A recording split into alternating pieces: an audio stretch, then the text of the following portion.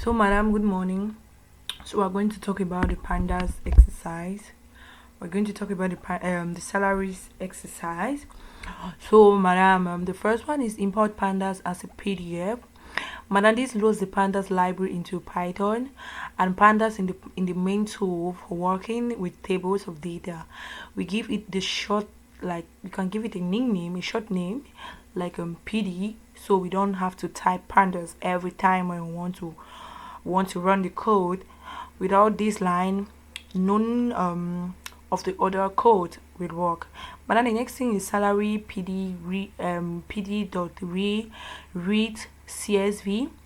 But then this salary CSV file from my computer and turns it to a data frame.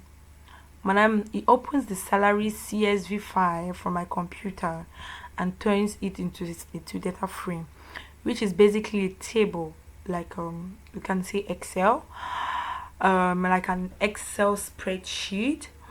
And madam, but inside Python, we store the table in variable like called sal, so we can like use it for steps below. So madam, the next one is sal head. So madam, this head code, madam, it shows you the first five rows of the table, so you can see what the data looks like before doing any analysis. You can see columns like ID, employee name, job title, base pay over time. And madam, the next thing is madam, the next thing is SAR info. Madam, this is SAR info. So this SAR info, it prints a full summary of the whole data set. It tells you how many rows there are in maybe 148,654. How many columns in 13, the line 13, the name of the data on the data type of each column, and how many values are missing in each column, like like shown as a none, as you can see here in none. And madam, it also this also the second thing you do after any new data set. So madam, we go to um average base average base average base pay. So on average base pays, it selects the only base pay column from the table. Like we can see here, madam, like this mean here, madam, they it calculates the average and at all value divides by how many they are. The average base salary for San Francisco City employees is 66,364 325 and 25. Okay, madam, we move to the overtime, like the highest overtime pay in data set. Madam, this one, it scans the entire overtime pay column and returns the single biggest number it finds. Somehow, someone can maybe earn 2,000, like here, to like 200,000, like 200,000 to 200,000 245,131, as you can see here, in overtime pay. So more than people's salary, full salary in a year. So now we're gonna to Joseph, to job title of Joseph's the scroll. So madam, this one for Joseph started this role, madam. This works in two steps. Like this thing is in two steps. Like the first step that we have is our employee name. Like Joseph this role goes through every row and marks the true where the name matches first, everywhere else second, and everywhere else. And then it keeps only the true roles. Then after that, the job title picks out just the job title in that column which is here, in that column which is here, in that column which is here. And madam, the next thing is sour employed. So same, if is filtering logic, like we can see like in step 7, like like you find Joseph's role, but this time around we pull the total pay benefit column instead of the job title. Like his total package including benefit, like is going to be 270,000 dollars. Then madam will move now to Sal and Largers. Madam, this Sal and Largers, madam, this column, it returns the top and the top rows sorted by the column you specify. Highest first, like here, n equals to 1. Like it means like we only want the single top result, like you understand, the highest total pay benefit. So madam, we move now to n, the cell dot n smallest. So madam, this one madam, it works the opposite way.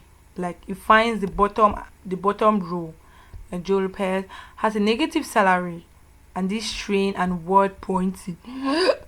Always check your results anytime unusual. But then the next one is group by year.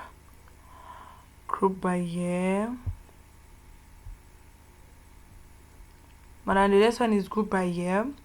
So madam, this group by year is split all 148,064 like the one we saw, rows into separate groups, one group for each. Then it calculates the average base salary within each group. You can see the salary rose from 2011 to 2013, then dropped slightly in 2014. The madam will move now to the job title unique. Madam, the job title unique counts only the distinct different values in column. It ignores duplicate, even though there are maybe 148,654 rows. There are only 2,159 different jobs across the whole Santiago city in that government, madam. So madam, madam will move to the SAL job title. This SAL job title value counts, like head 5. So madam, this value counts how many times each job title appears, then sort them from most to least head, like head 5. Limits the output to just the top 5 results. Like it limits the output to just the top 5 results, man. I don't even get what I'm saying. And it transits operators, like it is the most common job. Like you can see 7,000 people hold that title. You can see 7,000 people hold that title. So madam, the next one is salary sal year 2013 job title. So madam, like we first of all begin, they filter the data to only 2013 rows.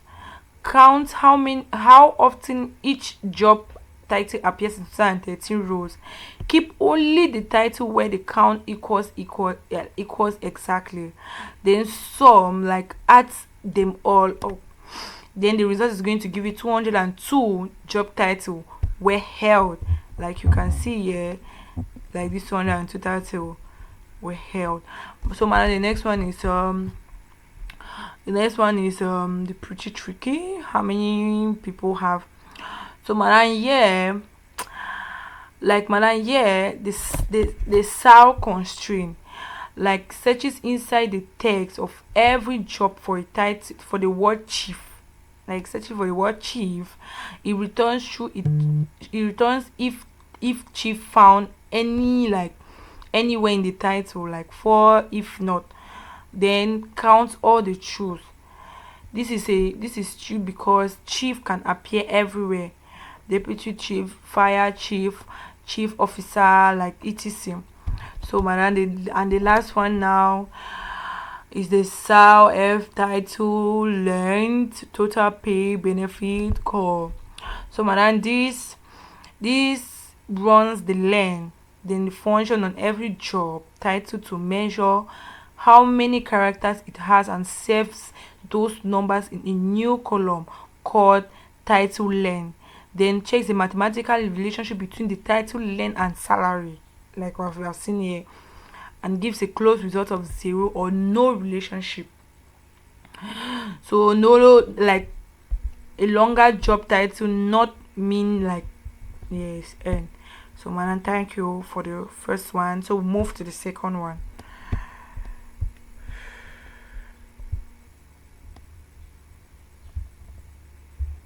Man, this e-commerce exercise same as number one, madam. We see this import is the same thing like the exercise one that the library PD reads. So now we move to the ecom PD read PD dot read CSF. Madam, this shows the first five rows. As you can see, the columns addresses like lot, AM or PM, browser info, company, etc. So madam, we'll move to the next one, which is ecom head. We move to the next one, madam, which is ecom info, like gives the full summary. Unlike the salary data set, this one has no missing data. Every single column has like 10,000 non-null values. This means the data is clean and complete. So madam, we move to the next one, which is e-commerce purchase. Madam, it selects the purchase price column and calculates the average of all 10,000 values, the average amount spent and transactions in like $50. So madam, we move to the next one, which is e-commerce we move to the next one, madam, which is e-commerce purchase price. Madam, it finds the biggest value in the column. The most expensive purchase was 99.99. So, mean finds the smallest value. The cheapest was 0.00. So it's possible, it's a possible, like it's a free item, or maybe it could still be an error. Madam, we move to the next one, ecom language. So madam, it filters the rows where the language column equals, like it's equals to dot count, like then counts all known null values in each column. Those filter rows or columns show like 1000 and 1000 because there is no missing values. I like it confirm 1000 in English letters. So madam, we move to the next one, which is which is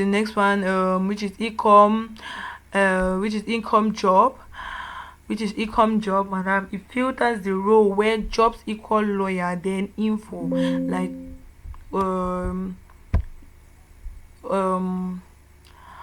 then it appears, then it summarizes all those columns. Everyone shows 3,000 non-nulls entries, meaning exactly 30 lawyers made purchase. So madam, we'll move to the next one, which is the ecom AM. So madam, yeah, the value counts each job, sort the highest to lowest. Head 5 shows only the top 5. So this command is common job among 10,000. So madam, we'll move to the lowest, which is ecom lot equals to 90 W1. Madam, filters where the lot column equals to 90 Y, then shows only the purchase price column. This is looking up one specific transaction by its number. So madam, the next one is filter row where credit card number. So madam, this credit card number matches exactly, then shows the email column. This is how you look up to a specific customer. Madam, the next one is the symbol me, and both conditions must be made same time, but the condition must be inside its own bracket. Condition like provide equals American Express etc. So madam, the next one is some ecom, as you can see here, like here. So madam, this one is a mini function that runs on every single value in the CCC expiry date column for a date like 02 on to 25, takes every from position 3 up onward going to 25, then runs the mini function on every row. Then the last one is this last one, madam, it is a mini functional point each email addresses are the symbol. For example, John, like you can see there, then point com becomes maybe John colon gmail colon, like as you can see there. Then take the second part, the domain name, apply, and runs this every email value, then counts it, then counts the column, then the top popular, which is 1000, which is 1000, which is 1064 635,000 customers. Thank you, madam, I am done.